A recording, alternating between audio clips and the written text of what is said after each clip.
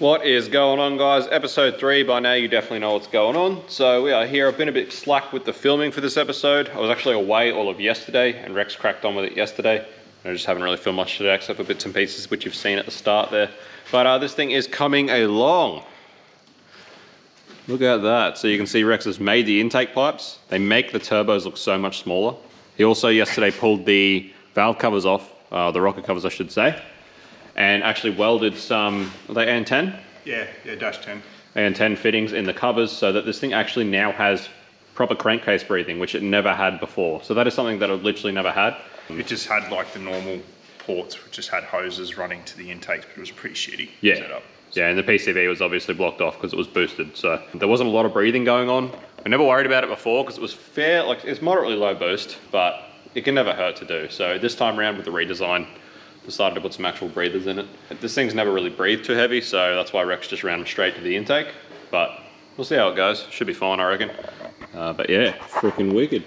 You saw just before, Rex was making the new drains for the return for the turbo, for the oil. Yes, we got you some. can see down there, which are all hardline. Dash 10 hardline, so he's not going to bother him. They actually fit pretty good. I'm really happy with them. Rex actually realised when he was making that hardline, because he had to keep getting the dipstick in and out, he realised that he can actually get his dipstick in with the turbo and everything installed. The dipstick can come in and out. So not that you have to do that very often, but it's just... It is an exciting thing though. Handy. It's real handy that you can get it out with the manifold on, because those centre bolts, those centre 2 bolts are always such a pain to get at if the dipstick has to be in there with the manifold. So I don't know if you did an update, like I've made all of the plug leads and stuff yesterday as well, so they're all done.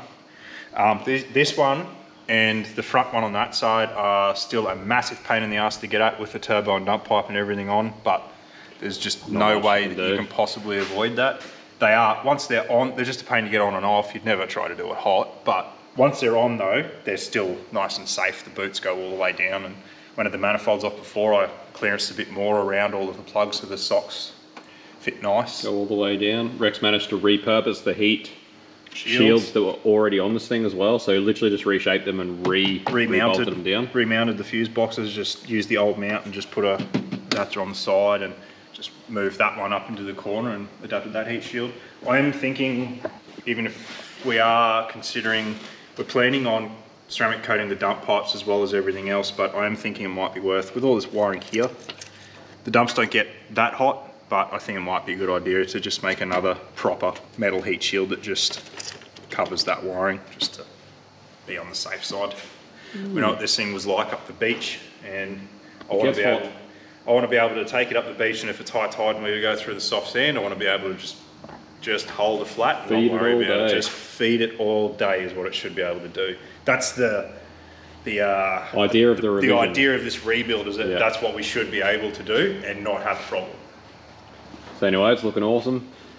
I just can't believe how much smaller the turbos look with intake pipes instead of the pods. Like when the turbos are at the front, the pods sit like that. Yeah, when the turbos are at the front and the pods are straight on the turbos, they didn't look so small. But now because they're sitting back there and they've actually got intake pipes, the turbos look tiny, which they are. They are tiny. They are tiny. But hey, big performance. Yeah. Big performance, small turbo. So anyway, Rex has got to finish off the dump pipes. We're still waiting on some flex bellows. Flex bellows. Yeah, some 3-inch flex bellows. But what I'm going to do is just use a bit of straight pipe, because I know the 3-inch flex bellows are 100 long, so as long as I get a straight bit that's at least 100 long, we'll just make them, and then that way we can at least use it as it sits for now, and then when the flex bellows shows up, just cut that section out, weld them in, and then we can pull it apart and send everything away for ceramic coating. So that's the plan, guys. I'm going to finish it off, use it a little bit, and yeah, later on down the track we'll send it off for ceramic coating. How come we put an 8th port here? Back pressure. Oh, you want to measure that? Yes, we talked about this. Oh, fair enough. I just thought we talked about putting one in the housing. I didn't know we talked about no, that's why in the dump pipe. I want to do a comparison with the twin 3-inch pipes in this thing. I want to do a comparison between the back pressure and the exhaust, between having the gates plumbed in and having screamers. Yep. I want to do... That's right, I do remember this conversation. I want to do EMAP for both, and then I want to do exhaust back pressure as well for both, just to see what it's doing. Yep. In terms of that, just to see whether the screamers, at this level, whether the screamers offer any advantage as far as EMAP. Yep. Yeah, cool. No worries. I feel like, I don't know, when you look at it, 250 horsepower A side through a 3-inch is not too... Not really. I don't think we'll find too much hassle with them plugged in. Yeah, the only thing I can think of is that this exhaust is spaghetti. Yeah, very bendy. All the way back. There's no straight bits, so... So we've also got some new studs. Oh, do you already put the new studs in? The new studs are in. Oh, just put the old nuts on. Yeah, because these nuts... These nuts? Got him! They're crushed in the top. They're meant to be... Oh, single use. They're meant to be...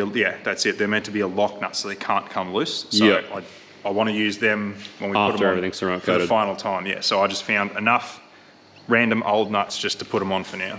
Cool beans. Save them for when it comes back from ceramic coating and we do the final install. Sweet as. So we've also got materials here to actually make the streamers / plumb backs now. Look how cute these little bends are. So smell. Smell. Even the length of straight pipe. Teeny tiny. So at this stage it's pretty much finish off those and finish off the dumps, and this thing is done apart from our ceramic coating, which we still got to get onto. Yep. So. And then at some point in the future, some air boxes. Yeah, then we can start with... That's next thing on this thing, is to try and build some decent air boxes and maybe even twin snorks. Yeah, I'm undecided on the snorkels. We don't really need them because we never go... I don't plan on going through water. Oh, you wait, mate.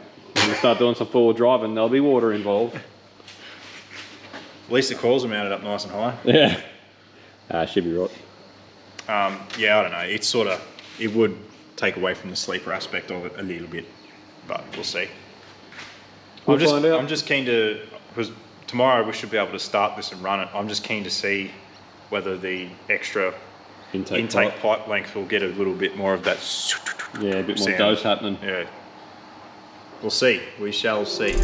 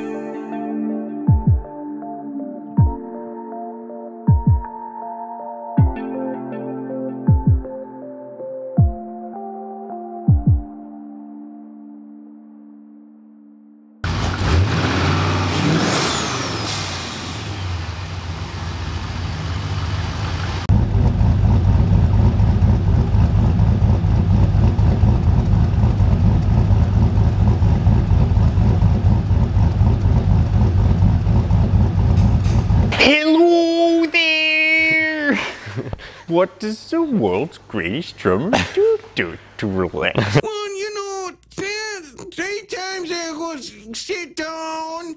Righto guys, so skip ahead a few days. Rex has been sort of going hard on this. We went for a ride on Saturday morning and then I went home and recovered while Rex basically spent the whole afternoon sweating his ringer off in this shed with all the doors shut, welding this up. So it was hot. Very hot. Very hot. It was a very hot afternoon. So anyway, as you can see from what you're looking at, Rex has sort of pretty much finished the dump pipes at this point, as well as the plumb back gates. You can see how ridiculous the little V-bands look on the little 38mm pipe. They take up a surprising amount of space. Yeah. I was a bit shocked. Lots of room. So we got that sorted. We're still waiting on the flex bellows to actually finish the dumps properly. So Ben Brothers currently has no stock of flex bellows and he's not quite sure when he's going to get stuff in. Unfortunately, no one is immune to this bull crappery that we call COVID, and getting stock for anything is very hard at the moment, and fabrication materials is no exclusion in that. So the last thing we've got to do today is just make up the actual screamer pipes and the block off plates for the dumps. And you might be able to see it on the camera there. This coil wiring's all sticking up a bit ugly. I had a bit of an issue when I went to start it the other day, where in moving the coil packs from down here to up on top of the motor, they've actually ended up turning around.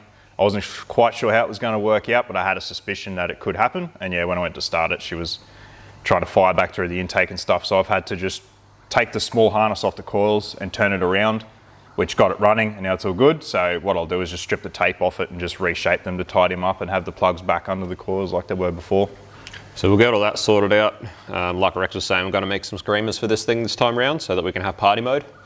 Which we didn't have last time. We never had before because they were always just plumbed straight back in prior. So it will be fun to be able to whack the screamers on for events, for things like power crews and that. But there's a couple of places that we went to where this thing was just a bit too quiet. Yeah. Like just sounded just silent compared to most cars. Not enough people were looking at it. Yeah. It was just needs more attention. This weird bus that was just going really fast but very quiet. With a roof cage on it, looked like it was about to take off. So no, it'd be fun to have party mode for going up the beach and stuff, but for the most part it will be run with the gates plumbed back in. You know, this thing does do a lot of like daily tow duties. We do drive it just around quite a bit when we're actually using it. Obviously not this past year, so it does need to be somewhat legal and somewhat shut up when we're driving on the street. So most of the time they'll be plumbed back in, but it will be cool to have that option in future. Yeah, pretty much. So yeah, basically that's going to be pretty much it for the Cruiser. It's for this little jaunt. Yep, just a couple of fuel system things to sort out, some fuel leaks, and to finally get the gauge working in that sub tank, which has been, ever since I put it in, it hasn't worked. So. Yep. Yeah, and Rex has had this issue where the sub tank keeps draining into the main tank. Yeah, it just automatically siphons in, which is a bit Is it just because annoying. of the fuel return from here? No, I think it's something to do with the return line that goes from the main tank to the sub. Yeah, okay. That's what I've got to look at. So anyway, yeah, a few fuel system issues to look at. I don't know if I'll film much of them. There's probably not going to be a lot to show. It's just teething issues and probably some lines that need attention to stop leaking and stuff. But yeah, hope you've enjoyed this little rebuild on the Cruiser. We are really looking forward to having this thing back in action. Once everything comes back from coating, we'll have it back on the dyno, and we'll film that. Oh yeah, absolutely. We'll try and mic up everything. Yeah. It is a good fun car. So it is sick. Like I was saying at the start of this, I think there's probably a good 6,000-7,000 subscribers on the channel that probably didn't even know this existed because it hasn't even been featured in nearly 12 months. So yeah, it is cool to get it back out there, and it will be cool to actually start going to a few events and stuff and getting it back out there. And we have the Draggy now. And we've got the Draggy, so we're keen to chuck the Draggy on it and see what this thing actually does. As you might have seen, we took it to roll racing one time and spanked a VF GDS LSA. Well, I wouldn't say spanked, but we did beat a VF GDS LSA. So that was pretty cool. As well as some XR6 turbos and some other, there's a few cars. We surprised a few people, and you know, still had the roof cage and awning on it and everything. So it is good fun. It is funny. We've taken it to Lakeside to the 8th mile drags as well, and I'm sure we surprised a few people there too. And at that point, we were actually hard launching in 4-wheel drive off the converter. And everyone said these 80 series diffs wouldn't last, and there you go, 500 wheel horsepower hard launching off the converter from a standstill on tarmac in 4-wheel drive, and the thing would just pull like a freight train. So it is a really fun thing. So excited to have it back on the channel. So anyway, thanks for watching as always, guys. Hope you've enjoyed it, and we'll see you on the next one. Peace out, see you, bye. it's a long walk to do the